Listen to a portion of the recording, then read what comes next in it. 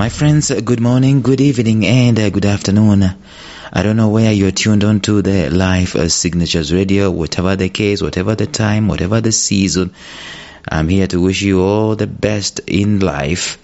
This podcast is all about purpose, productivity, and resilience. Those three aspects of life that we talk about every single waking day. You found us this time in the middle of a series. We've been talking in a very, very long series, been talking about the subject matter of a reputation.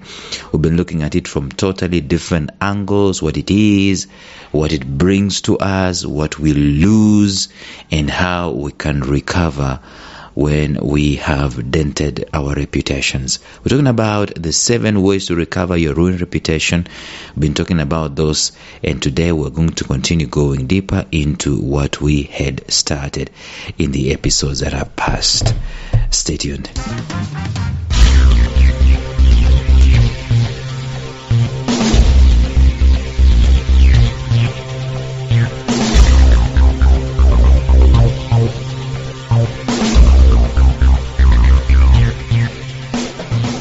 Welcome to the Life Signatures Podcast with Lawrence Namale. Lawrence is a life coach, author, and keynote speaker who loves to tackle different topics on purpose, productivity, and resilience. His mission in life is to awaken all your boundless possibilities available in you. Life Signatures Podcast is dedicated to bring to reality every single person who knows that deep down in their gut, there's got to be more to life than this. And now, here is your host, Lawrence Namale.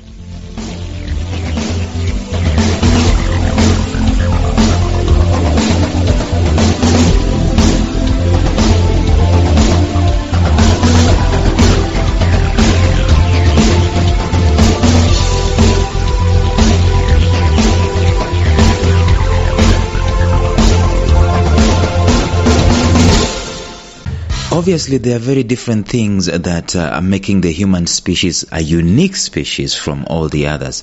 Very many, of course, we're on the top of the food chain and all that stuff. But you don't hear or you don't find an animal or a bird or a fish or whatever it is, vertebrates or invertebrates, I don't know what I'm talking about, but you don't find those things worrying about their reputation. Neither do you find them, limited by the kind of reputation that they have or they don't have. It is the human species that has this limitation because we are social animals. We are social animals. We interact with each other through relationships. We do life through relationships. And these relationships are by and large as a result of the reputation that we have. Reputation is predicated on some few pillars, some of which is trust. And trust is the one that enables doors to be opened, is the one that enables relationships to go on and so on. It doesn't have to be a love relationship. It can be any kind of relationship. There's a relationship between a parent and a child, and vice versa. There's a relationship between a boss and an employee. There's a relationship between a man and his father. There's a relationship between very many things, a president of a club and the members of the club, and so on. And these are relationships that are functioning predictably because of the reputation that the people involved have. If that reputation is dented in one way or another, then the relationship suffers another way or another. And we've been looking at how we can recover a dented reputation. Number 1, you acknowledge you messed. Okay? Number 2, go back to where things started beating you. That is what I've called ground zero. Go back to where things were wrong. And then number 3, start rebuilding. And we said in number 3, you cannot probably go back to how things were, because right now you have several things that are going on. Number 1, you have the relationship that you used to have. The reputation that you used to have. Number 2, you have the brokenness of that particular relationship, or the breakage, of the mess, of the dent of that particular reputation. Why do I keep saying relationship? And then number 3, you have the rebuilding that you're trying to do. We have said that the rebuilding process needs some things to go on, and we've said that if if at all you're rebuilding, you will not necessarily have to spend as much time as you used to build it, because you've already lived out of obscurity. You cannot go to obscurity again. It doesn't really function that way. It will take a shorter time to rebuild than it took to create. So don't be scared of rebuilding. And what do you need to know? What do you need to know when you are rebuilding? Number one, you need to be vulnerable and you need to have transparency. Number two, you need to have authenticity. You need to mean these things from the heart. You cannot pretend. You cannot do this for eyeballs and for PR, public relations. You cannot do that. Public relations should be one of the last things you are trying to foster or you're trying to run after as far as rebuilding your reputation is concerned. If you do so, it will be self-defeatist. It will be like you're shooting yourself in the arm. Okay, not in the arm, in the leg, in the foot. The third thing we say that you've got to pay the highest price there is to pay so that this reputation can be rebuilt. And then we talked about consistency. I think we did talk about consistency. Be consistent. There's no way you're going to start rebuilding and you stop and then you start and stop. People will not take you seriously. You've got to be consistent with the rebuilding efforts. Therefore, before you can even start rebuilding that particular relationship, make sure you've counted the cost, you've planned, you have a solid plan, and you have a commitment to do it, and you're doing it for the long haul. Today, let us close this portion by saying that there's got to be, if you're going to rebuild your relationship, if you're going to rebuild your reputation, you've got to have a solid management plan of that particular reputation. This is now where externals come in. Of course, we've been talking about you as an individual, but there's got to be a management plan. The subject of reputation management is so vast that we might even need to do a mini series on this. It's a big deal. It really is a big deal. In fact, in reputation management, there are very many careers. There are very many people who have gotten careers out of reputation management. They are gurus in reputation management.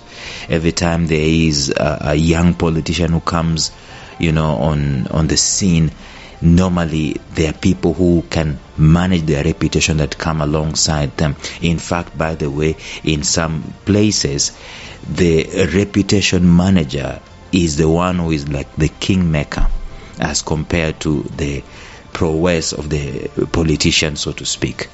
But we're talking about life in general. If you are in the public domain and your reputation was dented, you've got to engage someone who can help you to rebuild it. These are people, and let me just tell you this, given that you are rebuilding, you are not going to be lying about this. You've got to get honest people who are going to do an honest job, and you're going to listen to the strategies and the plans that they give you.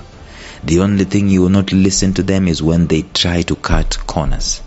So reputation management is just a vast thing. But that being said, you cannot purport to build a new reputation if you do not have in place a mechanism that will be so robust and so responsive enough to help you manage that particular reputation that you're trying to rebuild.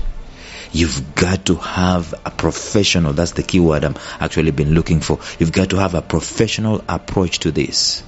The thing with this reputation management is that probably, I'm guessing, you might not have enough time on your hands and enough resources on your hands. Or let me just say this, you might not be able to do it as an individual alone, probably because you have very many things that you're juggling. And crucially important, probably because you are emotionally attached and involved in this.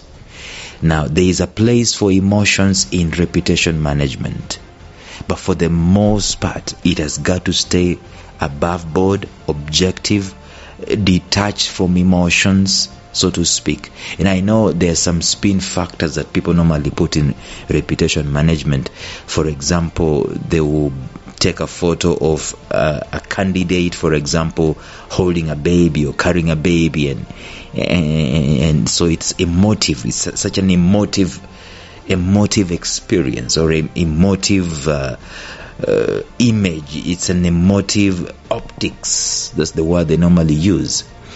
But if you're doing reputation management, you being an emotional being and being directly emotionally attached to it, it is not always advisable that you will do that for yourself.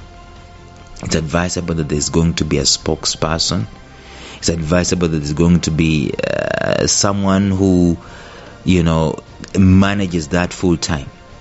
But even if it is you who is going to do it yourself, it is still advisable that you find someone who is knowledgeable enough, professional enough, has enough expertise to coach you, to mentor you in how to dress up, what to say, what places to avoid, what not to say, how to leverage on the very many contexts that you're going to find yourself in.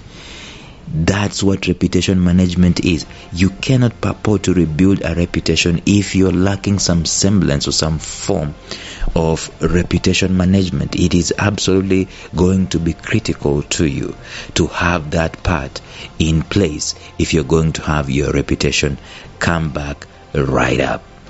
And that's what we can share about the third thing about rebuilding your reputation. But let me do a recap for you. If you're going to rebuild your reputation, number one, you've got to have authenticity and vulnerability. You've got to have vulnerability and transparency being put into the rebuilding process. Number two, actually, before I can go to number two, make sure that this is there. If there is no transparency and there's no vulnerability, your efforts are dead on arrival. Secondly, there is authenticity. You've got to be authentic. People are so fast to see a phony. Very fast to see a phony. Don't be so fast to rush to try and say things because people that's what you think people want to hear. No, people want to see the authenticity, the brokenness, the way you really value the rebuilding process, the contriteness of your heart and spirit and your deeds. Thirdly, you've got to be ready to pay the highest price as far as this is concerned. It is going to cost you. It is going to cost you time. It is going to cost you your emotions. It's going to cost you a lot of money. And then fourthly, you've got to continue being consistent to the efforts of rebuilding. And then lastly, make sure that there is a reputation management in place. Tomorrow, we're going to look at another way you can rebuild your reputation. In other words, we're going to look at another way you can recover your ruined reputation once it's lost or once it's dented. Until then, bye-bye.